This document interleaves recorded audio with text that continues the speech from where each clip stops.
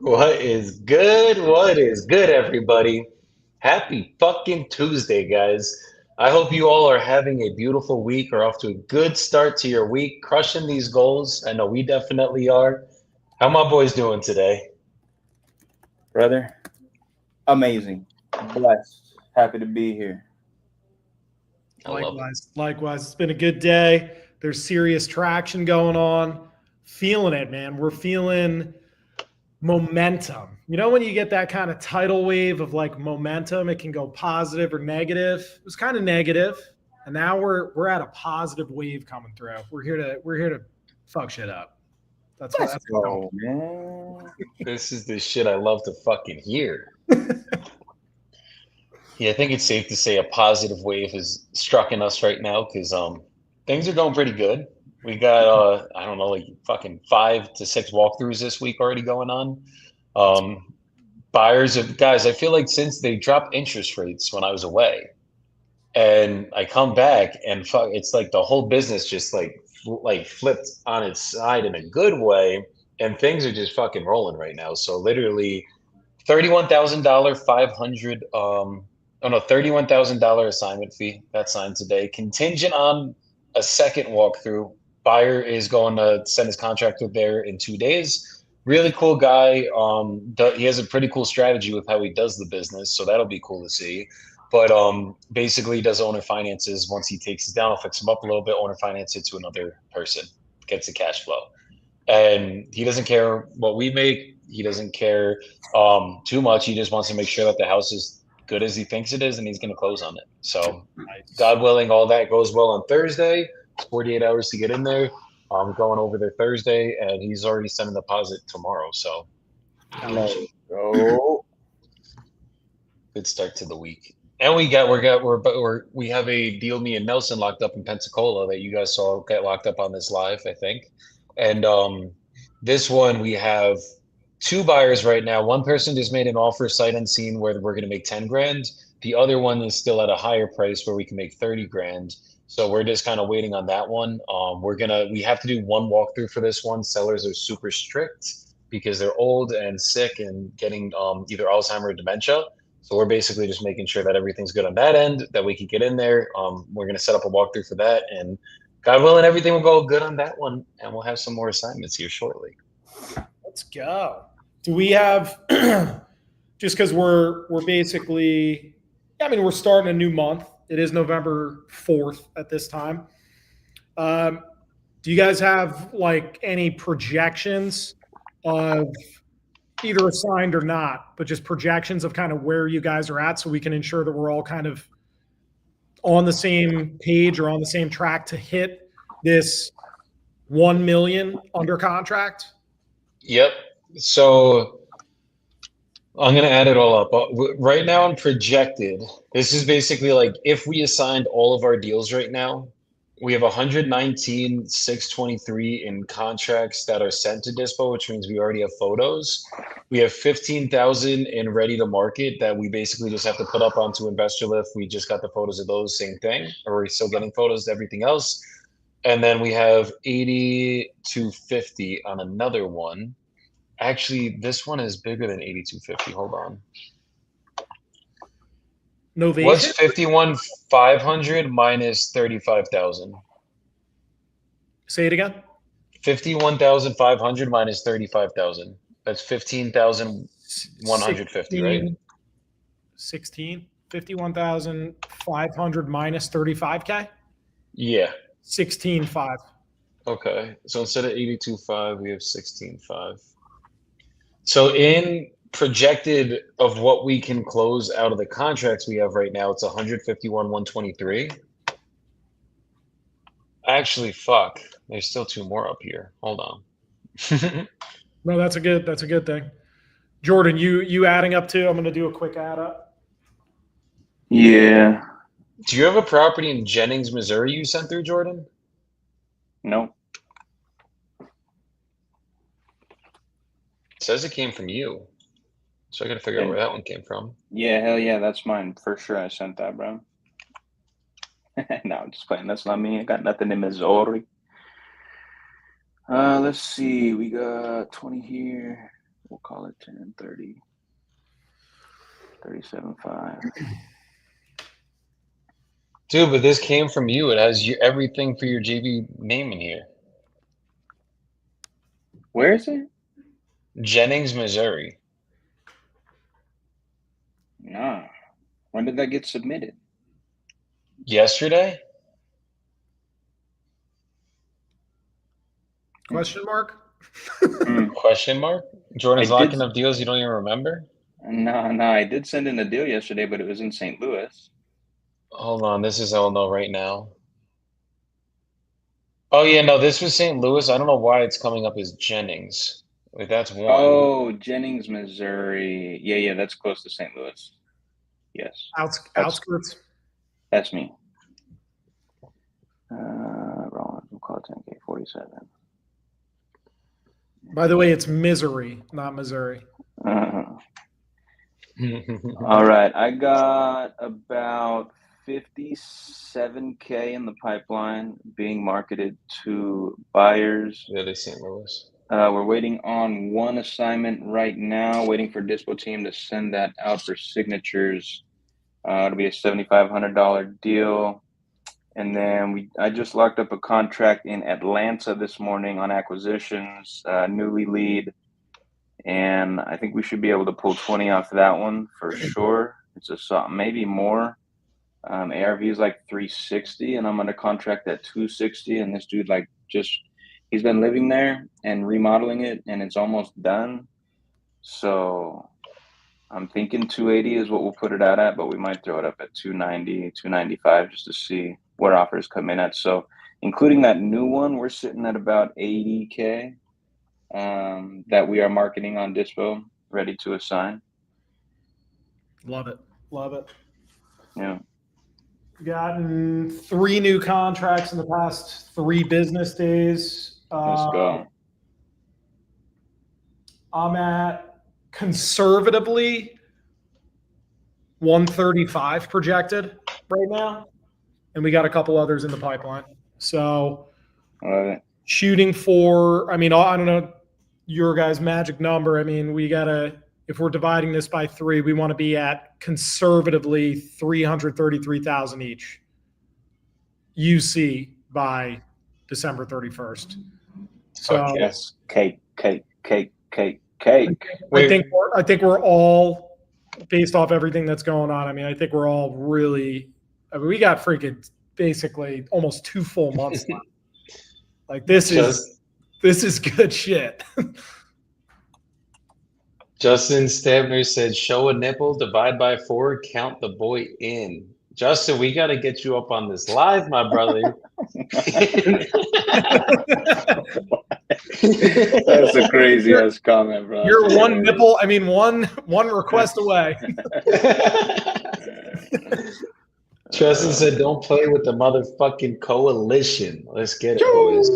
Tell him. So Ross was asking too. He said, "Are they novations, Ross?" We don't have any novations going right now. These are all cash. Okay, gotcha. It's fire. Oh, Justin wants to pop in right now, brother. I'll bring you up right now. Send me. I have your email. We're bringing Justin Stamper up here, guys. Let's have some fun. Come on, Justin. Let's do it. Get it, baby. All right, hold on. All right, wait 1 second. I got some calls. I'm about to make 2 to get some fucking shit going. Yeah, I got some people to call too. All right, we handled that. All right, Justin, check your inbox. You got an invite to the StreamYard. Let's go. Come on with it, Justin. Bringing a surprise guest in tonight. I don't even think Jordan Ross knows who Justin is because Ross was with us. I know who Justin is. I never met him though. Well, yeah, I watched him with you on, I think it was the Boiler Room a while back. That was the funniest Boiler Room episode of the entire existence of the Boiler Room. It was good, bro. It was a good watch for sure. I was fucking peeing my pants the entire time. Oh, shit. Let's let's see what's going on in the conversation list. All right, let me go. Where is my meeting? I told this guy I was going to call him in a little bit now. Where's this guy?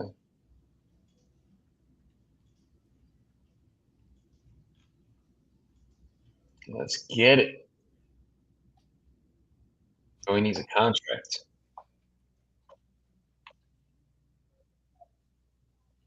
So we did lock up a contract on Monday, guys, and it was a land deal. I locked it up for $1,000, and I like once we re-underwrote it, got more information about it. I was like, "Fuck, I don't know if we'll be able to move this one." Started marketing it today. We're already getting some positive feedback on it. So I'm like, Hell yeah. probably gonna pop a little 5K spread on her, but I mean, Dude, 5K is 5K. oh fuck, Mhm. iPhone won't let Justin in. Stream doesn't do iOS. Yeah, Justin, if you could hop on the computer, I think that's the only way to get in on StreamYard for some reason. Unless he has like the StreamYard have an app, unless he goes down that road. But These are things we don't know. just don't know. You don't know what you don't know. We can look it up. Very tough. Yo, can you do me a favor?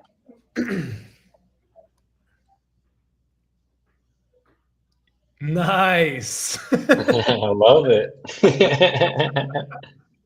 Oh, he's can't, baby. I'm traveling. Endeavor on iPhone. Yeah, 5K is 5K, bro. Justin, we're gonna plan one, bro. We're gonna have you up here. We're gonna have some fucking fun. That we're gonna do. All right, so let's real quick. Let's do some quick math of all projections, just so we have like our inclusive numbers. So Do I count my assignments too then? Because I didn't talk about the assignments. you can count that whatever's projected. Where are you at altogether approximately? Oh, fuck me. And Jordan, So where were you at? 156. About 80, 85. 48,000 All plus right, so I'm going to go what 82.5 for you. Solid. 82.5. We're gonna take my contracts, divide them by two. So 156 divided by two would be 75. And when you divide it by two, because that's projected revenue, that's not assigned revenue. So let's assume we close 50% of those. So we're gonna do 79,000 plus 75,000. Okay. So I could keep it true. 154,000 for my end. All right, so we are at already in projections. We're at $371,500. So we're already more than a third of the way there to $1 million, and it's been about 20 days. 3 weeks. All right, so if we People say have this shit another was closed, it 7 can't weeks left, close. 7 weeks or so until the end of the year, I think $1 million is. I think we're on track. Put it that way. Oh yeah. Light work. I'm more focused on that close number, boys. That close number. I like the million. I like the million projected that we got to hit. But when we fucking close 500 to end this year, be rocking out with my jocking out, you know?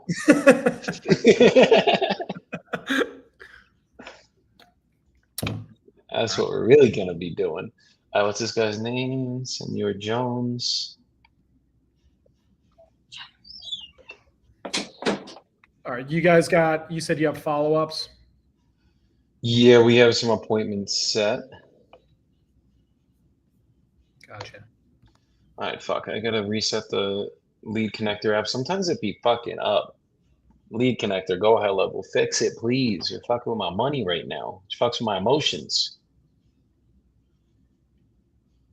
Don't be getting all emotional, bro. I'm trying not to, okay? Rick, what? What the? Tristan, I am absolutely using Fuse AI right now. Got the whole coalition on it, baby. Come on. The whole coalition and the fucking appointments have been getting set like a motherfucker. I think this week so far, I'll tell you guys my appointments in a second.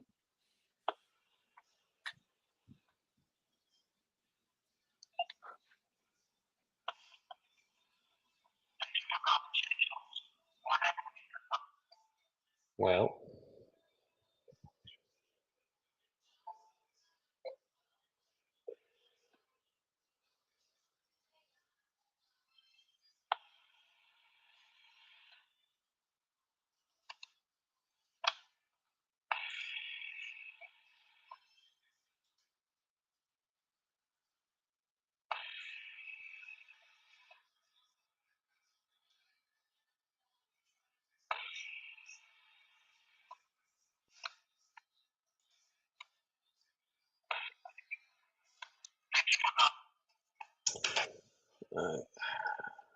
appreciate the value of the lot.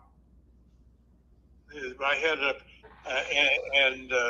anyway, and I did get a reverse mortgage on it, which works out very good, so that if I do some kind of deal with somebody who wants to buy it, or I'm working on some joint ventures, we don't have to have a mortgage payment until we're ready to sell it. Oh, that's great. Do it with an option, or put it into a living trust and separate the life estate, depending on how we do it. Okay. So the appraisal was during the hurricane, which took me 7 months. Oh, geez. During the hurricanes last year, from about May to the end of December. It had a discounted appraisal because of a little roof damage from the hurricane. Okay. For $1.4 million, and I was 82, and I'm 83 now. And good for you. Right, and the reverse was $700,000.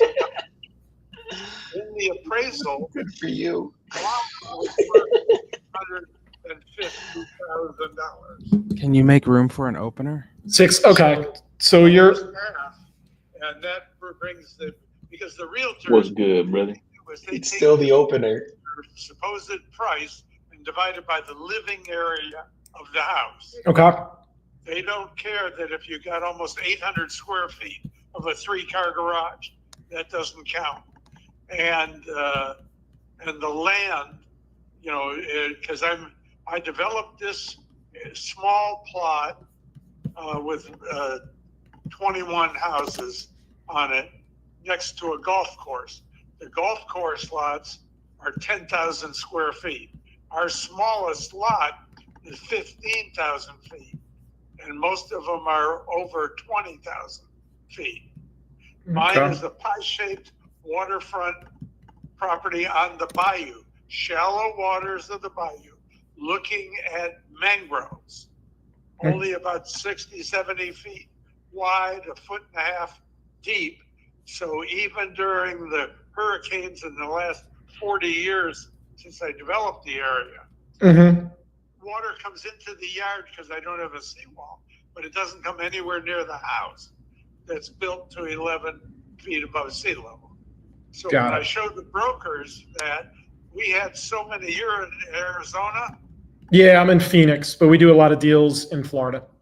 Okay, well, if you know anything about the people that got creamed by the floods, some of them haven't even finished a year ago from the second hurricane, third hurricane, but we had 1 tropical storm and 2 hurricanes. And they haven't even finished their house, or they got caught in what we call the 50% rule here in Florida, where you can't get a building permit if your damage exceeded 50% of their assessed value of the house. Okay. So what's the story with yours? Do you fall into that category or not? No, I just had a little bit of wind damage. I have 2 atriums. One of them has an area going all the way through the roof. Wait, you said you have two atriums? 2, 1 big one and 1 small one. I think my high school had 2 atriums. Yeah, and I've got trees in the atrium that I brought in 5-gallon buckets from Home Depot, and then when they got taller, I had to take out the screen enclosure. Okay. My wife liked them. So I've got these 40, 50-foot trees that are blossoming over the house that make my electric bills less than other houses of this size. Gotcha. So would you say compared to the other properties on the block, yours is one of the bigger ones? No. Well, okay, on the water, most of the houses are 2,500 to 4,000 square feet.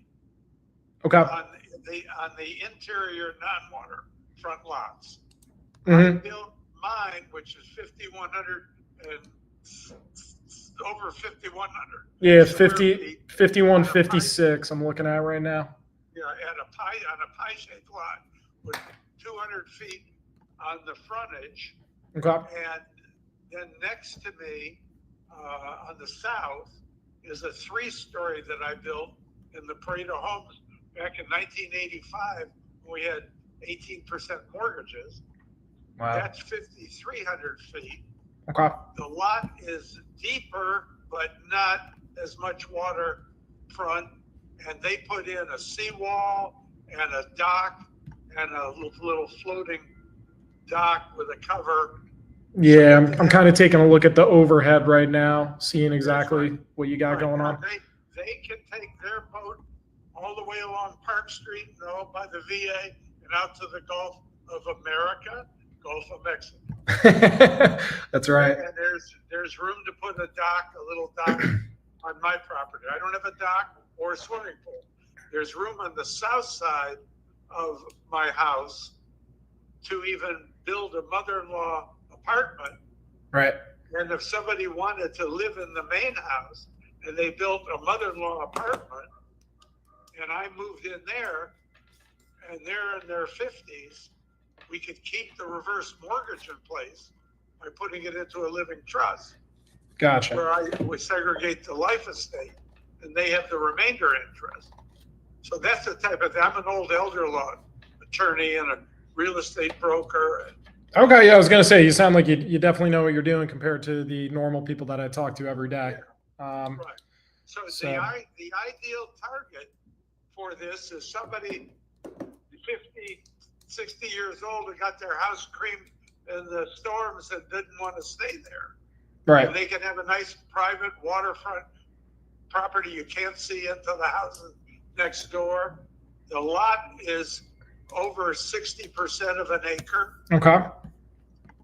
I have an appraisal from 2010, I think, when I was doing refis, because I had Washington Mutual Loans, the biggest bank failure ever, and that was $1,150,000 on a $350,000 lot.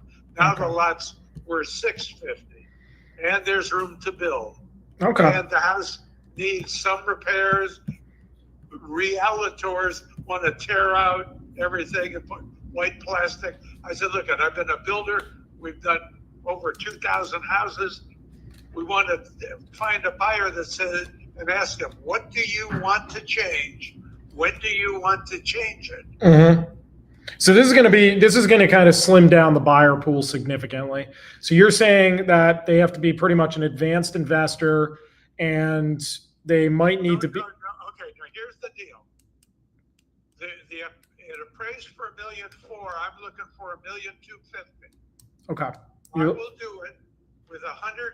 Are you a cash buyer or flipper or what? We do everything, and if the deal doesn't work out for us, we send it to our private money people. We have builders, developers. We do literally everything. It just wherever the numbers make sense. This would be good because wait here. I want to. When you just mentioned building, 2 doors north of me, which is just outside of our subdivision, on these real deep lots. If you're looking at the aerial, they go all the way up to Burning Tree Drive. Right. One of the builder friends had a 7,300 square foot, 3-story house. He had one lot and then a vacant lot, and he started selling it before the hurricane at $2,700,000, and then during the hurricane he lowered it to $2,400,000. Ended up selling it way after the hurricane for about $2,100,000, $2,200,000, but not the lot. The $700,000 for the separate lot. Then 2 doors to the north of me, in my subdivision, there's a house that's almost 8,000 square feet on 3 of the lots, 2.5 acres. Okay. And that has a tennis court and a pool, and that has not been on the market since they finished it 20 some years ago. But that house is worth $2.5 million at least. Okay. So it's on 2.5 acres. Of course, yeah, that changes the game a lot. Yeah, I'm kind of taking a look around. There's not really too many comps. Obviously, the bigger the houses get, the buyer pool's a lot smaller, and they do take a little bit of time. Okay, I will tell you, here's my shtick on the sale. Okay. By the way, I'm very active with the real estate investment groups all over the country. Nice.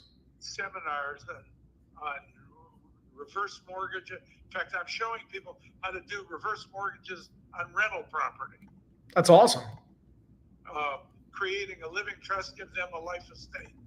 You can own it. You can do it on a single family, duplex, triplex, or fourplex. But anyway, beautiful. I'm looking. Here's my deal. What you got? $1,250,000, $150,000 as an option deposit directly to me, not an escrow, and then we can leave the reverse mortgage in place. It'll keep growing, but they don't have to pay it off till they go to flip it, and then I can put it into a living trust in the meanwhile to avoid probate if I die. But I give them control of the property. I need a couple months to move out, and I can find another place, or I'll take another house and trade. Like, do you have any other houses here on the west side of Pinellas? We can, if you gave me your specific criteria, I can connect you with one of our team members. So or if you have people that have rentals and I move into one of their rental houses, or a duplex, triplex, or fourplex, and they can get a reverse mortgage on that, and I'll just be a tenant, but I can supervise and get it where they can get a reverse mortgage with no payment. Example, let's say somebody has a triplex and it's worth $800,000. okay. They still owe $200,000. Mm-hmm. Okay. We put it into a living trust. I get the life estate. We apply for a reverse mortgage. If it's $800,000, we'll get over $400,000. And that'll pay off their $200,000, give them $200,000 in cash. And they'll have income from me and the other two rentals. Okay. So I could do that because I don't need to own the place, or if they have something they want to sell, I can take it and I'll flip it or use it. Okay. Mm-hmm. That could be single family, duplex, triplex. I would even prefer a fourplex, because then I could do my own reverse mortgage in there. Okay. Pay them some of the cash. But anyway, at $1,250,000, and the mortgage now is gone from $700,000 to about $760,000. Okay. It closed in December, January. All right. So real quick, kind of taking a look at this and kind of taking a look at the area. Likely, this would need some sort of custom high-end flipper to come in. Well, it could be a user. Could be a user. Could be a user. We just have to look at. We have to look at. Wait, here's what I teach people as an elder law attorney. You got a 50-year-old doctor or business person. And they got a 75-year-old mother, Mm-hmm. father. Okay, you go into a bigger house, get rid of your other one, move them in, and get a new reverse mortgage based on their ages. Got it. Then there's no mortgage payment, and you're using the money. If they're selling a $600,000 house, they'll have money even after paying off their mortgage, and their folks, wherever they're living, they'll have equity. Mm-hmm. So they could end up owning this house, modifying it, splitting up. My master bedroom suite is 1,200 square feet.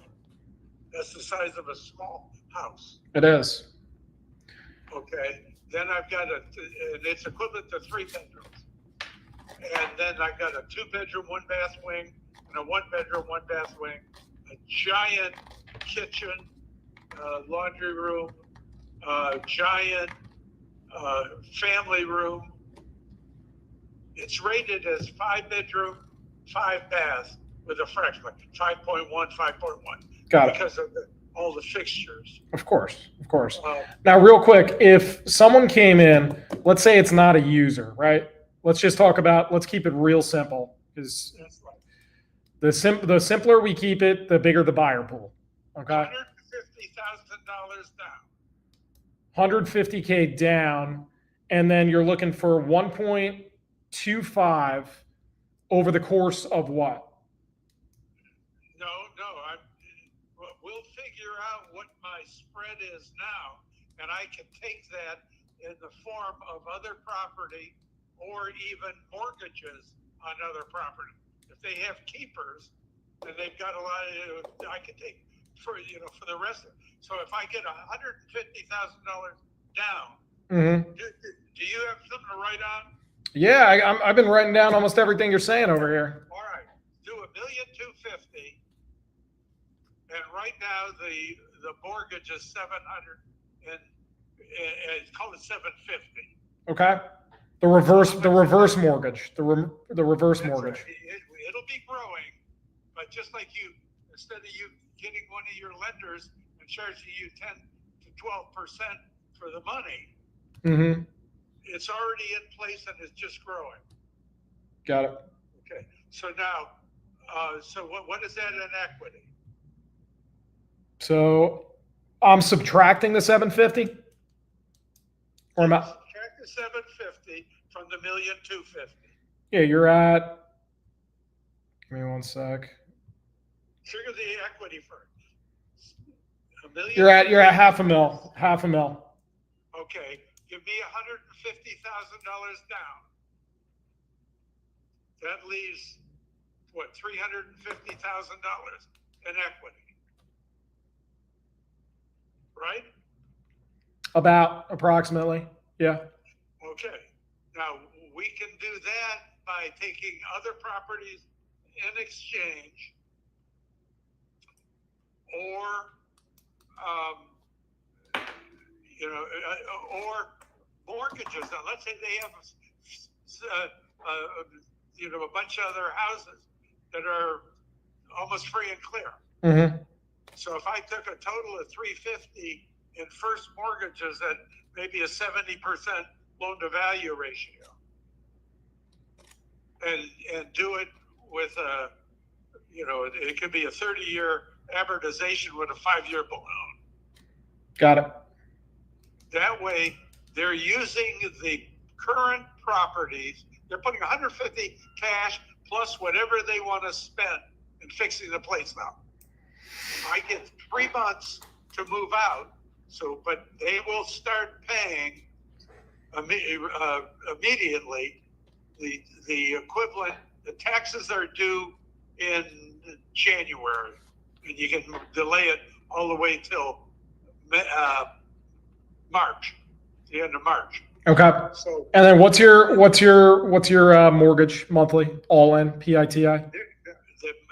The mortgage monthly payment is zero. Zero. So the reverse mortgage, because I'm not totally familiar with them. So the reverse mortgage. Okay. The reverse mortgage would stay in place until they close, but they have to, I'm moving out temporarily. Okay. So it still stays in place. So it would be interest accruing. That's going to be their problem when they go pay it off.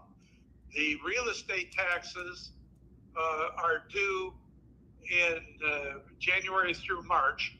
My real estate taxes, because in Florida, when you're homestead, there's a credit against the real estate tax, and there's a 3% cap that it can't go up more than 3% per year of the assessment. Okay. Whereas if you bought a property, I built this 40 years ago, and 41 years ago, and my taxes are $9,600, $9,700 a year. Whereas the guy next door he was the third owner of my 5,100 square foot 3-story brick colonial.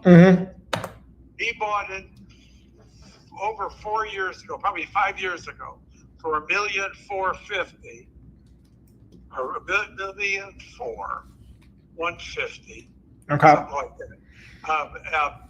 And his taxes are probably $25,000. Yeah, so you're getting a big break. You're under 10K a year for taxes. That's completely reasonable. The biggest thing is people coming in just coming in with 150K because most people want to put down as little as possible. When it's less than 10% of the value.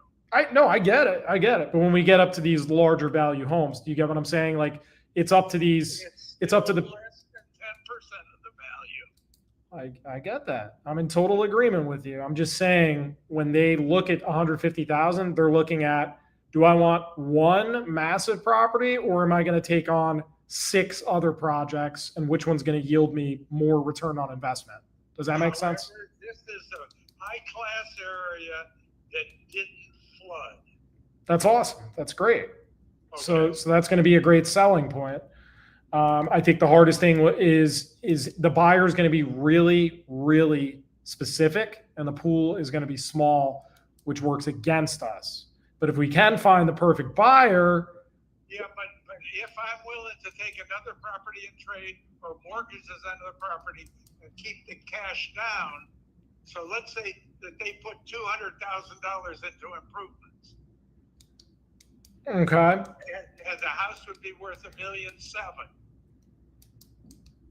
Do you think it would be 200,000? I mean, you got 5,156 square feet, and if they're going to be doing high end, do you think it might be? They're going to think like a realtor, let them fuck themselves. No, I'm just saying. No, I'm just saying cost of high end material and bathrooms and like marble floors and all that. Somebody could spend less than $100,000 just to get it all fixed up, not decent, and wait if they're going to live in it. And wait until later when the interest rates go down and the appraisals go up again. Because even though all of these storms are way, way out on the east side, way out on the Atlantic, and we're having the least hurricane season we've had in 30 years. Right.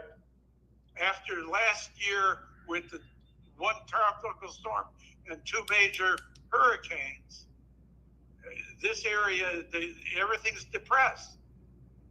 Yeah, absolutely. Have you now? Let me ask you this: have you gotten any offers or any sort of like I have several cash offers between 900,000 and $1.1 million, but a lot of them were wholesalers. Okay. I wanted you to sign a silly goddamn piece of paper. Uh-huh. The attorney looks at and say, "Oh, you're going to put $20,000 in an escrow fee. We don't get it till closing, and you want to look at the house and then give a proof, and then I got to be out in 30 days, and you're paying cash." So because my wife, what it is I'm 83. My wife passed away 4.5 years ago. I haven't moved any of her stuff. I'm sorry to hear about your wife. I appreciate it. I just been sitting in a goddamn palace by myself in 3 different rooms. Right. There's not even enough rooms to go in every day. Well, no, because I had a lot of offers from the real estate exchangers and the RIA people, but they were overpricing their house and underpricing mine. They were thinking like, wholesalers.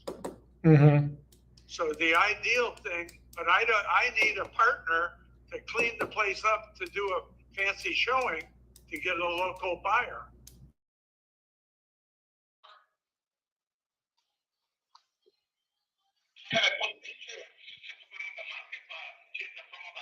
Why didn't she take pictures?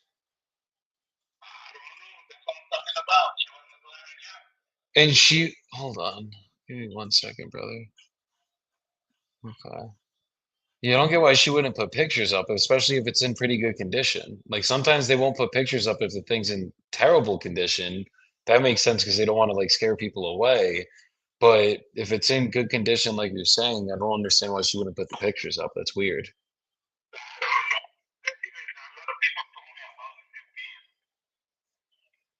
Yeah, that's a weird one. Okay. Okay. And is it something, so there's no mortgage you said on it, right? No, like I'm saying, I'm losing the money. I'm losing the money right now once I sell the house because I put $30,000 out of my pocket. Understood. Okay. And do you have to split everything 50-50 with your ex-wife now?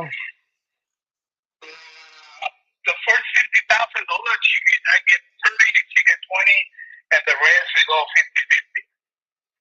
That's how the court would say. Okay. Is it something like looking at the numbers here? I'm gonna make you an offer. I gotta just like really dive deep here. But if I'm gonna do it straight cash, or if you're gonna sell it to any investor straight cash, it's definitely gonna have to be lower than the 285 because that's basically straight retail value. That's what an end buyer would pay for it if it was listed, and then you would have to pay out the commission. Is it something that you're negotiable off that price if we could get this done cash and get you guys a fair number for it? If you give me a fair number, I take it. If you're not, you know. Can I hear it now before you say it so that I know? No, just messing with you, Yeah, brother. because sometimes the house, they think the house is sitting on the block. It's a real house. Yeah. No, I'm seeing You know? that. Um, is it something that, because basically if I did it cash, we're obviously going to be at a lower number, but is it something that you would be open to maybe me if I made monthly payments to you and your ex-wife, would that be an option if I could get you more money out of No, it? because she wants the cash. Mm. She wants the cash. So it's up to you. You would take the monthly payments, but because she just wants the cash, she would not even entertain it, even if the payments made sense to her. Yeah, because yeah. What do you know what she's gonna do with the cash? Is she gonna like buy another property or something?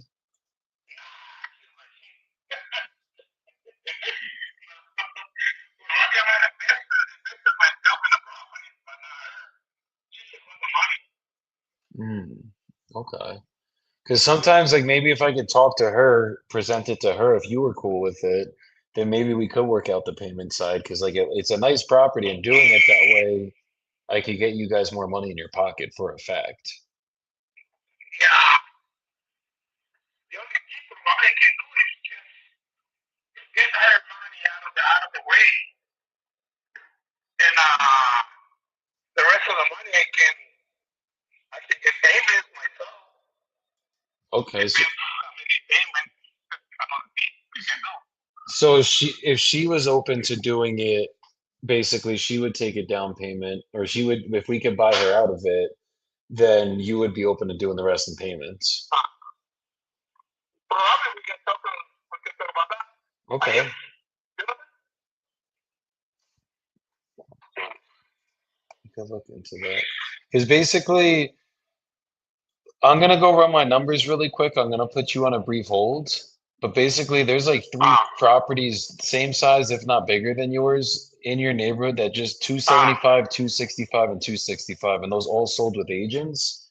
So those sellers probably netted probably something around, let's call it like 238,000, something like that. oh no. Like that's what they Oh walked no. away with after they paid the commissions to the agents, they paid the closing costs and everything involved with the transaction. Yeah, it's low. Yeah. So give me a Yeah. second. Let me run my numbers really quick. I'm just gonna place you on a quick hold, and then I'll tell you exactly where we could be for an offer. Sure. Okay, just bear with me, Hector. I'll be right back, brother. So it's not an ovation because he wants retail. Probably could be creative. I'm thinking there might be someone that could possibly do a DSCR and have him finance the rest, pull some money out of it, and kind of do a Morby method on this. The only issue is we got to pay out the fucking wife, and if we pay out the wife, that basically has to be 50%. So like, let's say I could get him at, let's say we were at 280 on what he's asking for, 270, let's call it, right? Divide that by two, that would mean 135 grand would have to go down. Someone, let me see something. 275 is what I think is what appraise at. Okay, let's call it 265 to be safe. Yeah, it's gonna be too tight on that way because it's 185 is what they could pull out of it. So somebody got a mortgage for 185. We're trying to get creative on them tonight, guys. This is what we're doing here. He's willing to take payments. The wife wants her money in cash. Exactly. So if I can convince the wife maybe to take some of it in payments, like basically if we did a Morby method where somebody basically pulled out a loan for 185 down, right? The only thing is we'd have to wrap his payments, and that's where the issue might come in because it's basically 11, give or take 1100 a month PITI. And then the question is what could this rent for? 2800 though. Fuck. So if I'm at, let's say I was at Put the address in 275 the private. divided by 2, that's 137 divided by 360. I could even give him some interest. Yeah, this might work, bro. This might fucking work.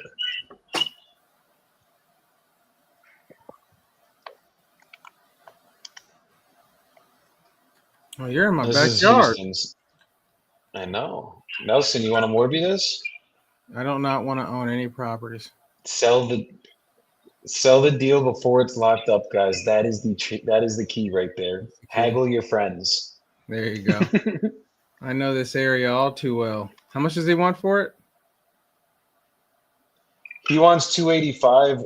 It's like if it was gonna sell on the market, it probably would sell for like 265, 265, 275. But I mean, he does have a bigger one though. Yeah, probably like 265, 275. So if it's worth 275, right? Let's say somebody could pull out the SCR loans.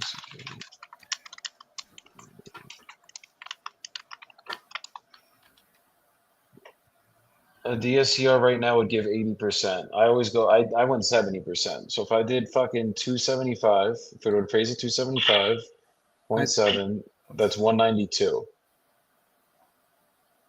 So I mean, somebody could buy this, pull money out, and then fucking leave him on the finance side of it and do it that way.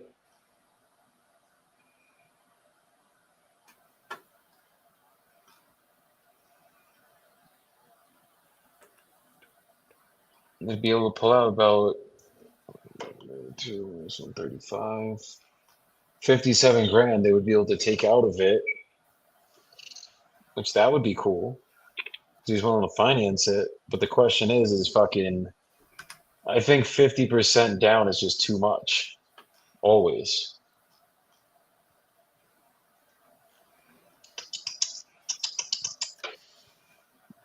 I think the way I got to do this is I got to get with his wife and see if she would take payments, and then I'm going to do it like that.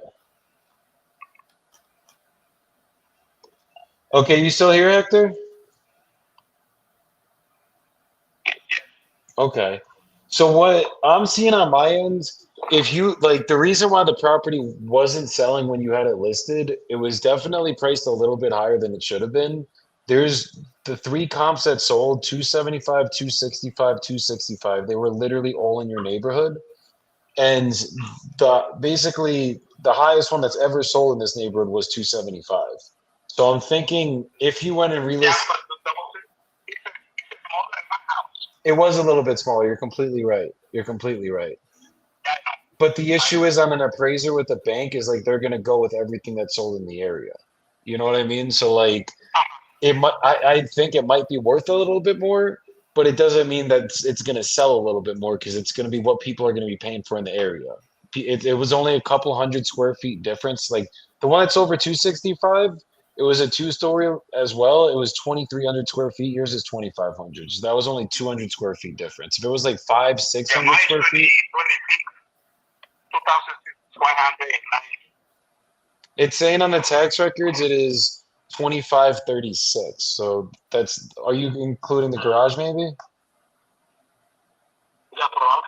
Yeah, so they're just going off the livable space. I'm talking about the livable space of the other ones because if we counted their garage, it'd basically 2,500 to your 2,600, 2,400. So what I'm seeing on my end, if we were going to do this where we did it straight cash, we'd still have to do a little bit of small cosmetic work on the inside. Like we wouldn't have to go crazy here. It sounds like it's in good condition. You've taken good care of it and you've put money into it. But we definitely still would have to do a couple things to get it even worth there. So for any investor that's going to buy it, we'd probably have to be closer to like the 200,000 range, probably like 210 to 215 if I'm being honest with you. Oh no, oh no, Yeah, oh so no, no if way. if we fully cashed you out, like mind you, you're not taking any money over time. This would just be straight cash. How close do you think you'd be able I to know. get to that range? Like no commissions, no 275. nothing. The lowest I can go is 275. 275. Okay. Yes, A- sir. And if you can end up selling it for 275, because if I'm like you probably could sell it on the market for the 275 to have somebody come live in it. But if you can end up getting it cash, what is going to be the next plan from there? For you? Okay, and is it like a time thing with the court? Like, do you have to sell it in a certain amount of time, or do they not care when you sell it? What does that look like?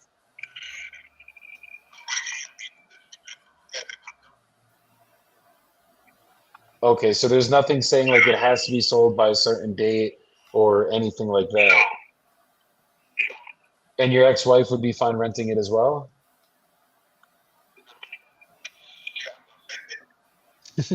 Understood.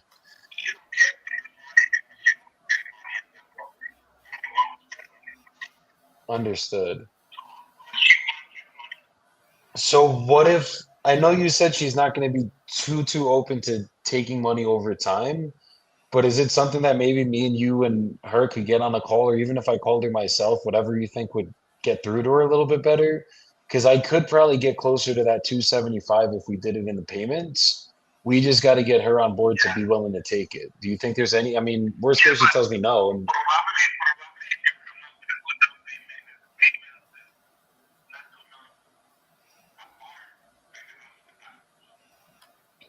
down payment, okay. Well, what would that look like for you?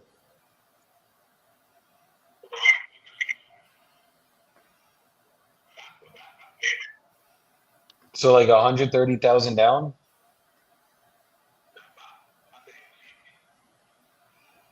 Okay. I mean, what's more important to the two of you? Is so I it give it the, so I give it the money to her, and because then she's bought out of it? So we've done this before with people like literally in your exact same situation that were going through a divorce. We just set it up where it was just you like you and her would be completely uninvolved with this in terms of like it's not like you would have to talk to her about the payments, anything like that after we signed it and actually got this figured out. The thing is just getting having a conversation with her to see if we could show her that this might make her more money. Because if she's worried about money, it's just more what's more important to the two of you? Is it money down now? Like, does she need a lump sum, like genuinely need it?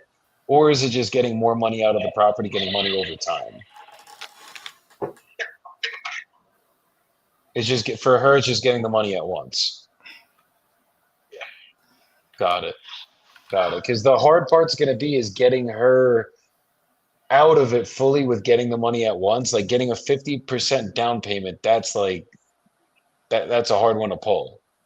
If she was, I mean, is there any way we could have a conversation with her? And like worst case, she tells me no, says the bad things that if I lowballed you, you were going to say to me, and then we try to yeah, work with a different route. but the first point is make about you and I with the asset. That's what I try to get back.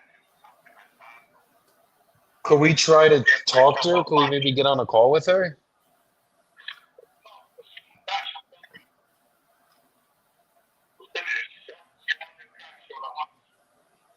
Has she been offered it before then, I'm guessing?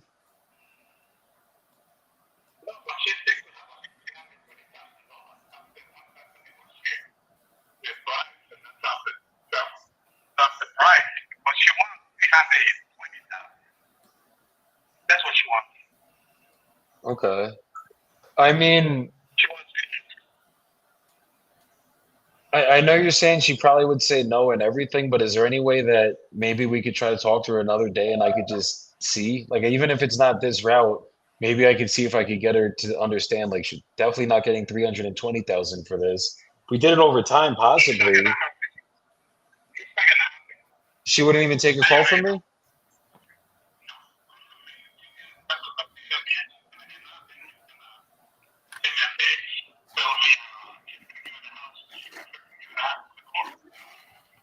Really? So she would prefer nothing than Yeah. than working a deal out that made sense for both of you guys. Yeah, because she didn't want me to lose the house. That's crazy. Yeah. That's like I'm saying. Like, she don't care because she don't spend money down.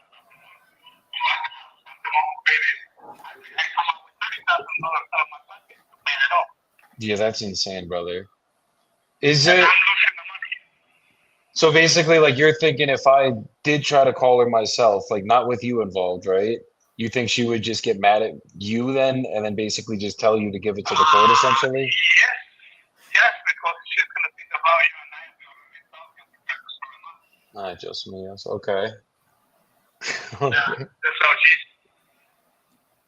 Understood. So it's basically like you can only sell it cash. That's the only way to do it, or find someone that could come up with half down to buy her out. If we could buy her out, then we might be able to work a deal out with you. Yeah. Okay. Well, let me. I'm gonna take this to my team.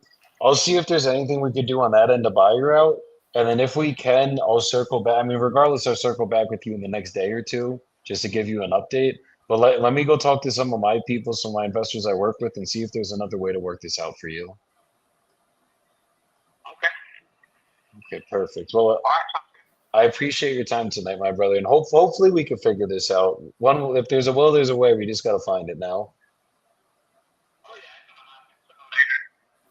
yeah. 100%, 100%. So I'll keep you posted, my brother. And worst case, like absolute worst case, my friend is a very good realtor in Houston, and he will take pictures of the house and make sure that like it actually gets sold. He's freaking young, hungry, and ready to go. Worst case, if I can't get it figured out, I'm gonna put you guys together, and he's the guy if it can't get done cash or creatively. Okay. That's good. See what's Okay. going on later. Okay, perfect. So Bye-bye. we'll be in touch after. You take care, brother. Have a good night. That's fine. We tried. I think it would work as a Morby method. I just need to talk to some of my Morby method investors that I know that fucking do this shit and see what they think about it. Because normally it's like you want 20, 30% down, take out the money. But like if I bought this as a Morby method, if I could do it where like we could structure it and I didn't have to put any money down and then I could cash flow on this shit, I'll buy a property in fucking Spring, Texas. Nice. Because like mind you, I don't have to put 50% down like of cash. I just need to find a lender that will do it for me. So we'll see. We'll see what we could do. Maybe bring it up. Is he going? He's going through a divorce. He's going through a divorce, and he's down to taking in payments. Divorce leads, I think, I don't know if I want to say they're the worst, but they're usually never, there's one party not making it easy. That's for sure. I know. Yeah, that's Oh, the one party can kill the entire thing, especially if they're doing it on purpose. They're doing it maliciously. Which a lot and of it's them, funny because at the beginning I asked him, I'm about to cut you off, Russ. At the beginning I asked him, like, fucking, are you guys good? Like, are you guys on amicable terms? And he's like, yeah, no, we're really good. I'm like, cool. So you guys be on a phone call together? Yeah, man. I'm like, okay. So I tried to get her on, wouldn't get on. I was like, let's just take him through the process, see what we could do.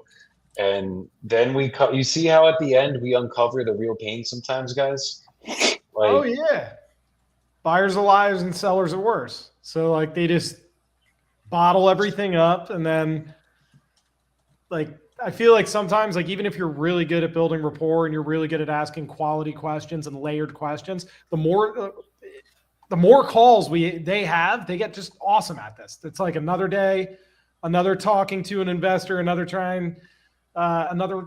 guy I can try to get up as high as possible. But when their back is against the wall, they finally have that speak now or forever hold your peace, because you might be the only way he's going to get this done. Maybe he's only talked to only inexperienced investors, you know? Most So, people hear that and they're like, nah, dude, like 285, not a lead, not a deal, moving on to the next one. But it's like, bro, this is a pretty nice property in a nice part of Texas. It's Nelson, how's Spring, It's not a Texas? bad area. I'm very familiar with it, and it probably if it's cleaned up and doing decent, it probably does sell for 320. If you leave it, there sitting long enough. But so 275, it's not the best price for it, but obviously our job is to hook it up. And like you said, you got a real estate investor friend, right? So if anything, you could send it off to him. Maybe he gets it sold and you get a nice little kickback. But like I think what Ross said, this is a lead that you put in the follow-up and you just keep, because she'll eventually want some money better than no money. And then, if he hasn't sold it and you keep following up, where That's the really money's what at. it is. it's just trying to get, it's trying to get her on the phone. Like the hardest part is like you have his goals, your goals, and now you have her goals. And you have to find this like, Alignment. you're walking this fucking tightrope. And if one of their goals is way too far left field, it'll never make it happen. It'll never make sense. And they're like, well, I can't do it then. And then the whole thing's just fucking dead until reality kicks in, which might take 6 months, a year, 3 years. Like, But I want to be there when it happens, right? Like I want to be the one that they finally do come to their senses. Wife will take, maybe he's saying she wants 100% down, right? Like she wants fucking all of it at once. Dude, if I could get her to take like 50% down of her shit, that now we're talking, I'm only like 25% down on the entire deal. Now we have a fucking better deal we're looking at, where as long as they don't start bringing up the bad word of the I word, interest, ugh, then ugh, then, gross. then we might have something to work with, right? Yeah. So it's just looking at stuff like that. Jordan's probably sitting here like, fuck you right now, Joey. How are you telling him fucking 50% down when you just told me no to $27,000 down on your deal? No. Trying to figure out a situation with this buyer. I'm gonna have to call him. What happened? I finally got the seller to sign this extension and get us access to the property. He would not give us access. Had to commit to Yeah. $1,500 EMD. Blah blah blah blah blah. Tell the buyer. He's like, yeah. Now I actually need 4 extra days on the inspection period so I can get multiple buyers in there. I was like, bro. Buyers? So yeah. So we're not. So you're daisy chaining me. We're not doing that. And if you're doing that, you're putting $1,500 down, and it's non-refundable. That's it, bro. That's it. That's You get one crazy. inspection. Yeah, it is crazy. So That's crazy. we're gonna have to call Mr. Javed and get a little jersey on him. You know what I'm saying? Let's go. Show them how we do it out there in Utah, the Salt Lake. Get a little Utah on him and break out the Book of Mormon. Be like, sir, I'd like to read you a scripture. Yo, you will not.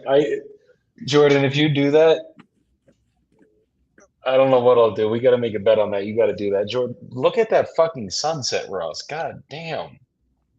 Dude, AZ sunsets are no joke, bro. I know. nice. I mean, I got my nice lights behind me, but like, we're the mountains are too high to fully see the sunset here. Like, they're nice here, but like, you don't get that. Yeah, it's pretty cool. This side, like the South Mountains out there. So you got the mountain straight ahead. You got sunrise to your left, and then you got sunsets to your right if you're on the balcony. That's fire. That's motivation to wake up before the sun rises. Every day. I always wake up confused. It's pitch black. I'm like, is this like the 2 a.m. piss or the 1:30 a.m. piss, or is the day starting? Where do I have to fucking go? Yeah, that drives me crazy, bro. You see, Yeah. my thing now is I wake up once the sun's risen. So like I don't set an alarm, guys. I'm a fucking lunatic with this. But if I wake up and the sun's not out, I'm like, fuck. Like I wanted to sleep through the goddamn night. If I wake up and the sun's out, I'm like, all right, we're good. I could go. I can wake up now. Yo, did you, speaking of risen, did you guys hear? Christ has Hmm? risen. Yeah. Yeah. Just had to throw that out there. Little dad joke. That's your I love word me a on the good dad street. joke. You, my Jewish self didn't get it. Oh my gosh, that's criminal. Good times. Good times. Oh fuck! All right, I got a guy I got to call back now.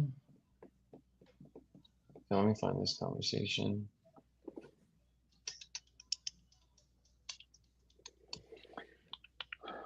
Come on, Brick. What we thinking here? Mhm. Yo, who wants to sell their property tonight? I think this guy does. Pretty sure Mr. Marky Mark.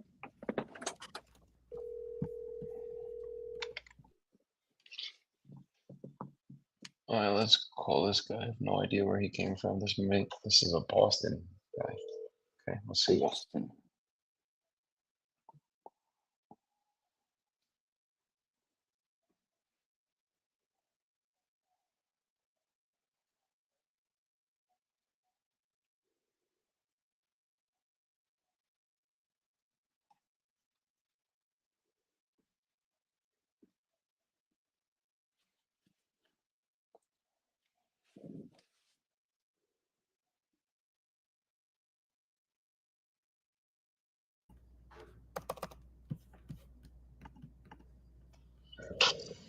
I got one more seller in me, and I gotta hop off kind of early. Well, not early. It's fucking 8:05 for me already. But Yeah, I gotta go feed myself and feed my these kids some dinner.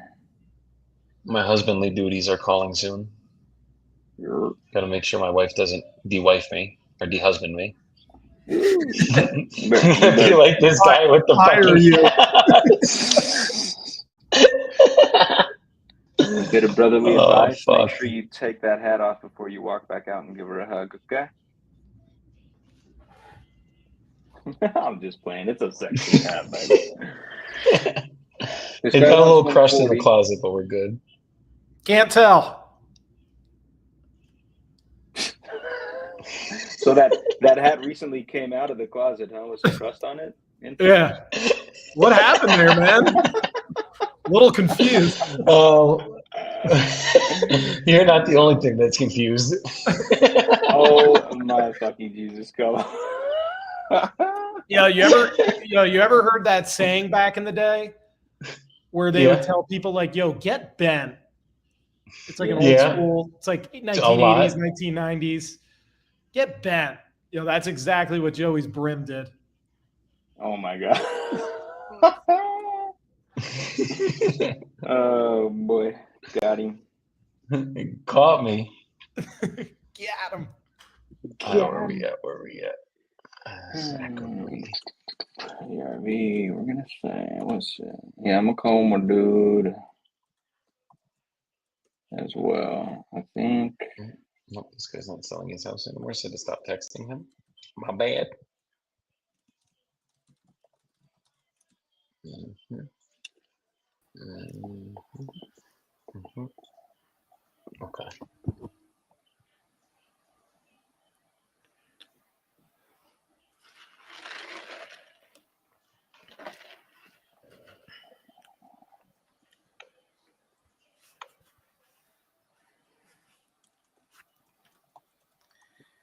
All right. You see my name, Joey? What name? My name. Looking for first deal.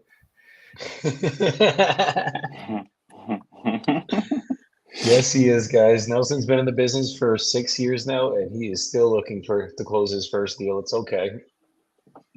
Oh God, I booked an appointment tomorrow, and I don't think I can make it. Hello. Hola, ¿cómo estás? Muy bien, muy bien. Joey's not gonna let us hear the Spanish, huh? Dang. Sí, yo, We'll see if we can put Ross up here and see. I think Ross unos is looking segundos. Yo estoy en la mitad de mi video vivo ahora. Yo llamo tú, dame. I'm the moderator. That's crazy.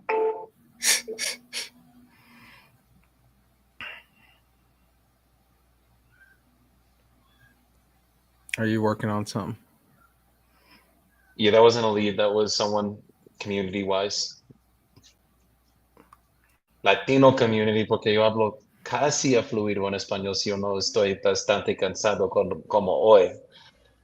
Means we're almost fluent in Spanish if I'm not tired like today. I'm like, fuck, what was she saying? Yeah, end of day, trying to do another language. Good luck. Yeah, welcome I to have a my hard life. time with English in the beginning and the end of the day. We know. Oh, fuck. Make sure everybody gets their tickets, by the way, for the event in Connecticut that I will be speaking at. It's going to be a gigantic event. If you're a wholesaler and you're looking for good buyers to work with or a good network to be in, that's the fucking place. That's the fucking place. So make sure you guys get those tickets. It's in Waterford, Connecticut. It is the 17th and the 18th of December. And yeah, we will be out there. I will be speaking. My shirt will not be on, and it will be a good time. And Nelson and Jordan and Ross are all coming, and they don't know yet. Yeah, Nelson is definitely not coming, but I will be supporting you from afar. Oh, Nelson's coming, guys. He already has his ticket booked. He's just lying. Don't I'm listen just to him lying here. to myself. Exactly. I'm lying to myself. Rita said, I would have went, bro, if you teach me Spanish. Rita, you don't need to know Spanish. There's going to be English speakers there as well. It's not only going to be in Spanish. Y tú nunca sabes, posiblemente tú conocer tu futuro esposa, Rita. That means you might meet your future wife there. You never know. How much Spanish did you know before you got to Colombia? Oh wow! And there you have it. No, I was learning for like 3 years on Duolingo. Like literally knew like hola and adios and rico and listo, but I didn't know anything more than that. Like I knew very bare minimum basics. Yeah. Hell yeah, bro. Does Ross have a seller on the phone and he's muted?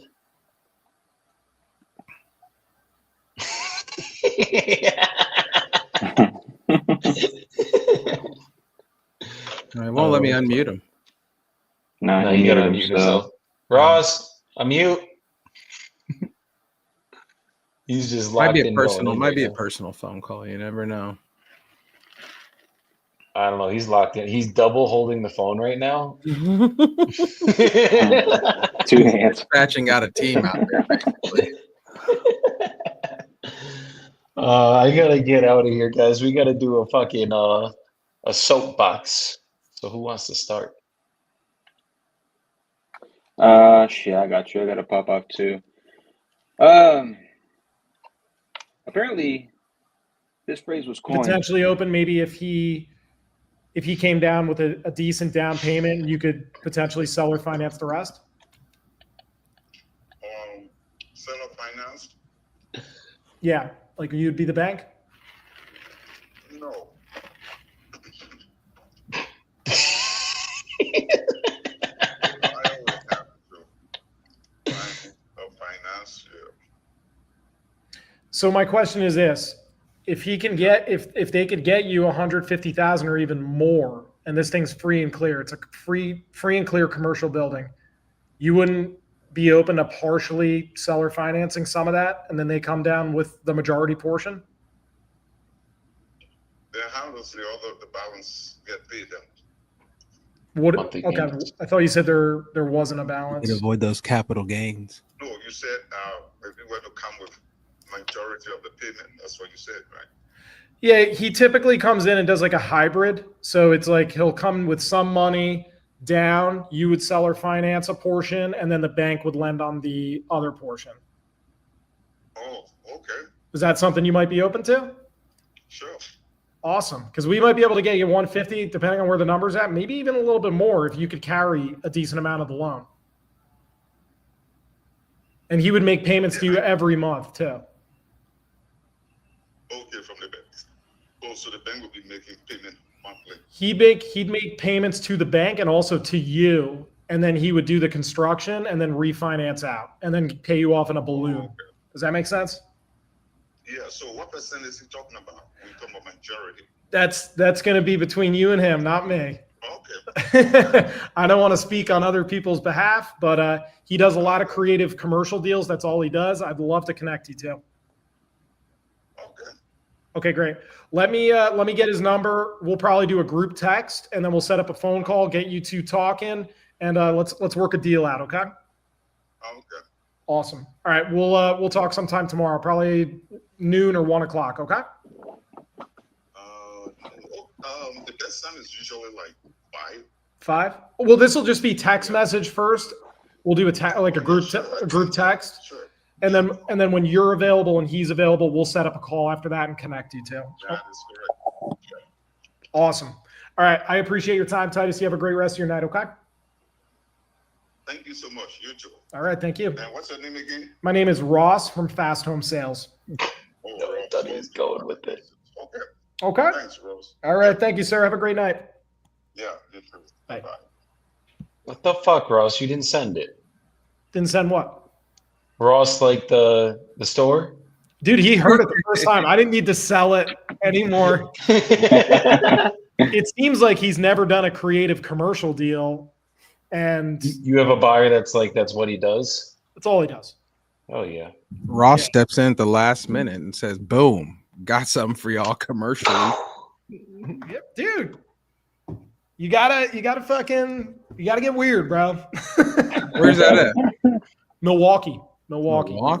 Mm, Well, the that market. Looks doesn't like it exist was a in real life. corner store, but I'm seeing apartments to the left and right that are built up higher. So there could be a mixed use building kind of deal, retail on bottom, apartments up top, but How much is he asking for the whole thing? 150.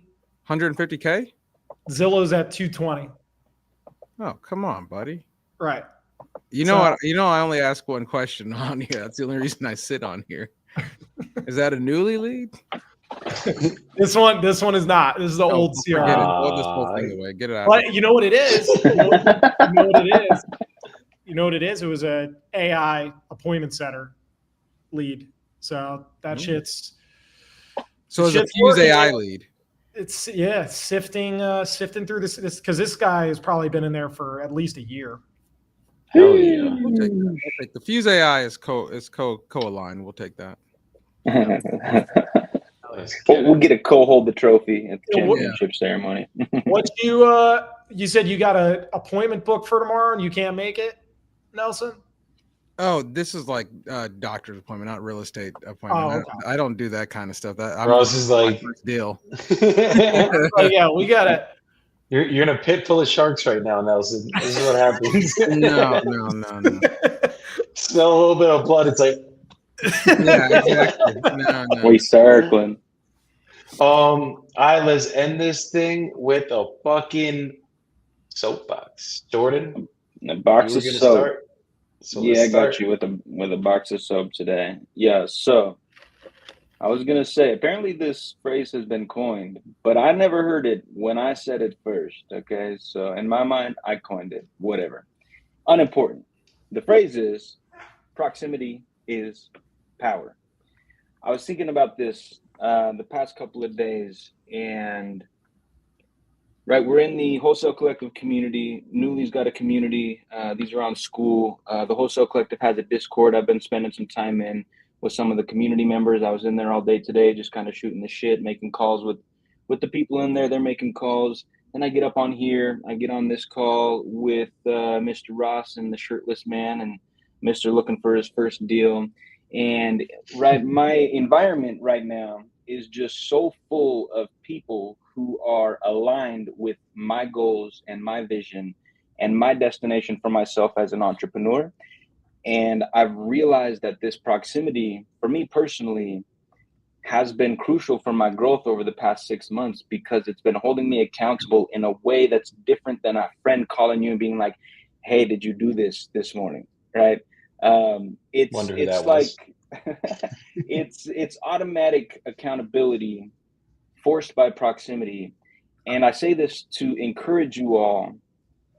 Obviously, yeah, hop in our communities because they're fire, but find a community, find a group of people, find anybody who's on the same path as you, spiritually, physically, mentally, financially, emotionally, right? Align yourself with those people, get as close to as many of those people as you possibly can, and then run with those people as long as your legs will carry you, because the more people that are aligned with your vision that you're working alongside, the quicker, in my opinion, you are going to get to those goals and to that destination. It's going to expedite your journey, and you are also going to help expedite their journey, because your presence is also going to be holding them accountable. So get around people doing what you want to do, stay around them. We won't call people in the world losers because everybody's different, but don't hang out with the people who are not doing dope shit. Okay. Go find the people doing dope shit. Spend as much time as you can around them. Manifest your reality. Let's move mountains. Love it. Let's go. Well said. Rossi boy. I'm going to go with a little bit more tactical on this one. Like, even on that last call, I was like, hey, would you be open to maybe carrying some of it and seller financing a portion, then the bank does, then he'll come with a little bit of a down payment or this and that. And his first thing he said, the human brain, when they don't quite understand something, does it go positive or negative? Negative right away. He said no. He said flat out no. Always push twice. 3 times, you're going to get them infuriated. 3 is too much. 1 is not enough. Come in at a different angle. Explain it. And even if you have to over-explain yourself a little bit, use different words. Come at it from when you come at it from a different angle, they're now starting to run for the answer. Because how I interpret something and how he or you, Joey, or you, Nelson, or you, Jordan, how you interpret something is way fucking different.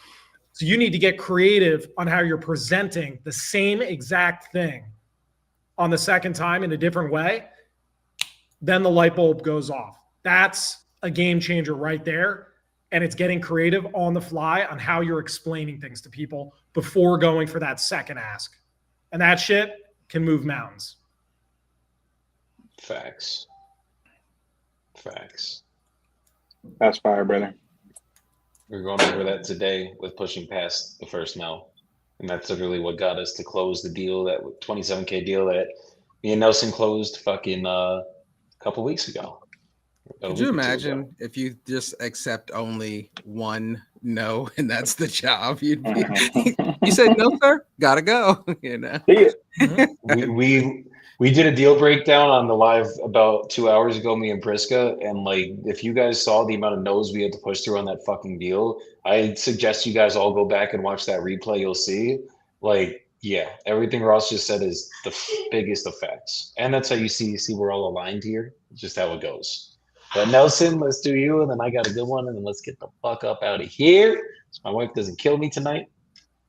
There you go. You know what I'll say is my latest thing is what's your excuse? So we did a video when we were at the Wholesale Live with Jarrett, your guy, you know Jarrett, and we were talking about the Jacob, who when I started newly, I think this kid was 16, and I think this year he's 17 now.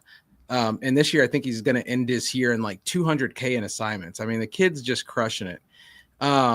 And when I first started newly, he was one of the first people that got an assignment closed with us. And then there was another guy that was working part-time, and he got his first rental, $0 down, talking to the seller, never even talked to the guy on the phone or text. Everything was through emails, an old guy, and he just wanted to do email because, you know, Yahoo's still the thing. And yesterday we had our first group call for Club Newly, and Keurig, who was actually at the Wholesaling Live event, he's been locking up deals left and right on Newly, and he just is closing on Thursday his first assignment for $7,500, and he's doing this part-time because he's a cop. And I think Ross was a cop, so this is what kind of triggered me.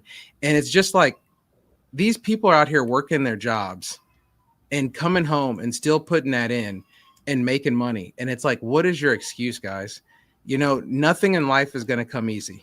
So I always say, if you want to get to it, you have to go through it. There's no way around that. And so, you know, my new thing is just kind of, what's your excuse? And I really like what Eric Klein said when we were at the event. I think it was dope. He said, I'm not calling you out, I'm calling you up. And that's the thing. It's like, guys, you're going to get on the phone. It's a numbers game. How long have you guys been doing this? The $1 Million Challenge, 3 weeks. It's 3 weeks, and we're projecting 375. I think you said. I don't know what's actually closed and funded. I'm not on top of it like I probably should be, but it's like, if you just put your head down and work, right? It may not be until the fourth quarter till you close those 2 or 3 deals that's 30, 40K, but you just don't stop. Like, you can't have an excuse, man. And let me tell you, the job economy out there isn't getting any better. So you're either going to have to work hard for someone else or work hard for yourself. So I just encourage people to get out there and get it. Don't have any excuses. No one ever got ahead with an excuse. Love it, brother. Fucking facts. Stop making up them goddamn excuses. And kind of on that note, what I want to go over today, guys, is that discipline is freedom. And a lot of times in life, like, we have to be disciplined in everything we fucking do. Discipline is what's going to get you to where you want to go. But a lot of times people hear that word discipline and they think you're actually losing freedom. It's like, you got to wake up early. You got to meditate. You got to go to the gym. You got to read. You got to fucking pray. You got to make sure your SOPs are tight on your business. You got to make sure that fucking, like, your team is following a set system, everything. And I've had people tell me in the past that, like, oh, it's getting too corporate here, shit like that. And it's like, yeah, no shit it is, because we're running a business. And it's like, it's actually going to set us all free when we have the discipline, when everybody does what they say they're going to do, when everybody actually like is organized. Because if you don't have discipline and it's like, yeah, I'll wake up when I want, I'll fucking go to the gym when I want, what ends up happening is you fucking are behind your schedule to start the day, which means that now you have to rush to get shit done. You're probably fucking fat or like out of shape or in terrible shape or not jacked or not in good shape because you're missing the gym because you say you're going to go, but you don't fucking go, because it's like, it's not a set thing. It's not a non-negotiable. And it's like, the opposite of that is like, okay, don't go to the gym. You get overweight, you get out of shape, you get unhealthy, and then you might have health issues, right? Like, that's the reality. Fuck the looks. The looks are irrelevant, guys. What's really irrelevant is, like, do you have health every single day? You don't have SOPs in your business, and you're just running by the seam of your seat, whatever the expression is. I can't never fucking say it. Pants. But pants and seam of your pants. There you go. And but like, you don't have a script you follow. You don't have a process that you follow. Every call doesn't sound the same. You have your freedom, right? Like, you can wing it. You're doing that, but you can't close as many deals as anyone that does have a system. You're broke. You don't have a predictable, consistent business. So it's like, with every action we take, guys, there's a reaction and a cause that happens to it.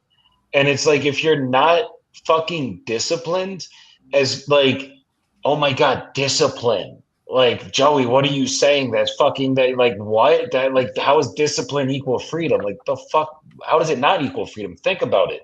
If I'm disciplined, then I go to the gym, I have good health. I meditate, I have a good mindset. I fucking do what I say I'm gonna do in the business, I get paid. I make a lot of money. You know what the other side of being in good shape, having a good mindset, and making good money is? I get to go to fucking Aruba for the last 4 days. I get to go on a trip every goddamn weekend. I have freedom, but I also have discipline. And I wouldn't have the freedom. I wouldn't be able to go. We're going to Guatapé this weekend. I just got back from a trip on fucking Sunday. I'm not rich, but I can do these things because I have the discipline. That's the difference. And that's what you guys got to do. You got to just make sure that the more you get that fucking discipline, you're going to get. We lost you, brother.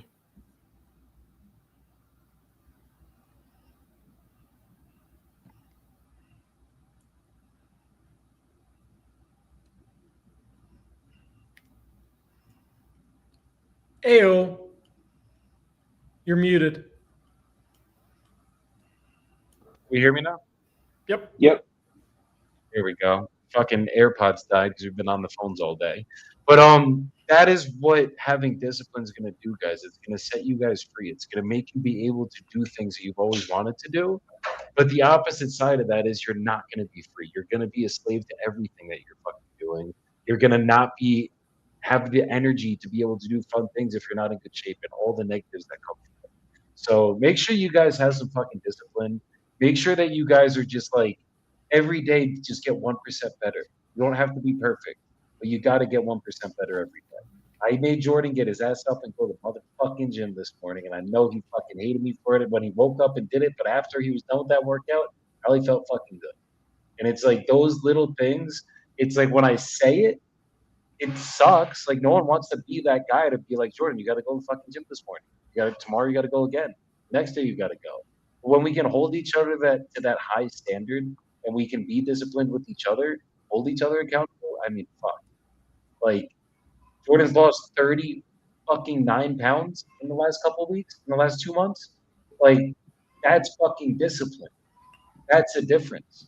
And it's like that shit happens and guess what? Now he can look down and he's like, I'm fucking free, baby. You take your head off, you do whatever the fuck I want to do, and you're probably feeling better for it. So it's like that discipline is going to create freedom. That's what we got to focus on. I'll end on that. Love it. And Joey, brother. Joey, just real quick, certain people get turned off by the word discipline. Like I'm one of them because it just gets thrown all over the place now. It's all over social media. It's just tossed around. So you either start getting either angry by it or desensitized by it. But if you just break it down, it's literally daily, consistent, prioritized action. Every day is fucking Groundhog's Day.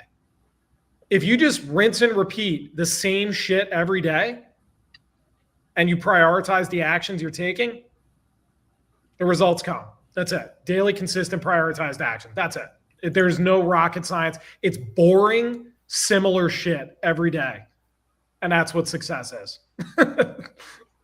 I always say that people don't like 100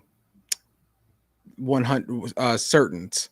So the certainty is if you wake up every day and you run a mile, you'll probably be in the best shape that you can, right? But there's always going to be, well, maybe if I just do 99 miles, right, I'll still be like just as good, right? People don't like certainties. And so I think it's one of those things where you just have to get out of your own way. Like it is what it is, right? You can't make it to from A to Z if you're just trying to always find a way around what is the certainty. Facts. Fucking levels to this shit. That's how it goes. So stop running away from the work. Stop running away from the discipline and just create the daily habits. You guys will be good. That's what's going to get you guys to where you need to go. It's the doing the little things right. Everyone thinks it's this fancy fucking shit. It's like, oh my God, like I'm just going to get that one closing style. I'm going to be able to close everybody. Like, brother, sister, it don't work that way. The only way you get good at this shit is from literally doing the boring work every motherfucking day, like Ross just said. That is how you do this shit. So I'm going to the gym every fucking day. And you go to the gym. Jordan didn't go to the gym. And then after that, he was like like these things didn't grow. This took fucking literally 10 years straight in the gym to grow. You know what I mean? It's like you're not going to just do one good call and you're fucking rich. It's right. Doing it over fucking time for years and years and years and years and years. And then you fucking get there. It works with sports. It works with business. It works with life. It works with every motherfucking aspect of life, guys. So make sure you guys just get your fucking discipline together. Get your shit together. Read the book Extreme Ownership. Jocko Willink, Lee Fabby. My whole team just finished it. Amazing fucking book. That's the second to last chapter of the fucking book. So get on it, guys. Add your reading to your discipline. Come on. Come on. Ready, fire, aim. Cash. Ready, fire, aim. That's it, man. Do and just think later. Figure it out. Pivot. That's how it goes. You got to be decisive. That's another chapter of the book. But we'll get into all the chapters as we get through these slides. So many chapters. But hell yeah, guys. Thanks for coming up tonight. Always a good time with y'all. Everybody else, go have a good rest of your night. Go crush your fucking goals. Go get your goddamn discipline in order. And I will see you guys back here on Thursday. Peace the fuck out, y'all. Later. Later, y'all.